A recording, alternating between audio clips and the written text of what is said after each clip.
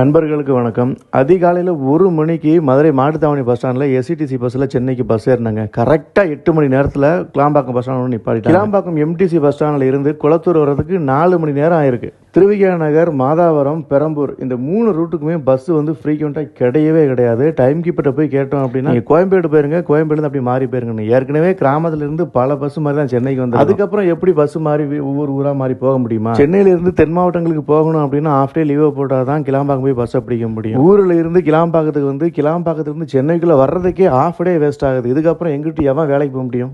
திருநெல்வேலி, தூத்துக்குடி, மதுரை, ராம்நாடு இந்த பகுதியை சேர்ந்த தென் மாவட்டத்து மக்கள் நிறைய பேர் நார்த் மெட்ராஸில் இருக்காங்க. அவங்களுக்கு இருக்கிற எம்டிசி பஸ் ஆக்சஸ் கிளாம்பாக்கத்தில் இருந்து அப்படி திருவிகா நகர், குளத்தூர், மாதாவரம் இந்த ஏரியா தான். ஆனால் கிளாம்பாக்கத்தில் இருந்து எம்டிசி பேருந்துகள் அவங்க கொடுத்துருக்கிற டைம் ஸ்லாட்டுக்கு வருதா அப்படின்னா சுத்தமாக கிடையவே கிடையாது. மினிமம் 1.5 மணி நேரம் வெயிட் பண்ண வேண்டியதாக இருக்கு. நண்பர்கள் யாராவது கிளாம்பாக்கம் பஸ் ஸ்டாண்டில் இருந்து நார்த் மெட்ராஸ் வர்றதுக்கு ரொம்ப நேரம் வெயிட் பண்ணியிருந்தீங்க அப்படின்னா மறக்காம கமெண்ட்ல சொல்லுங்க.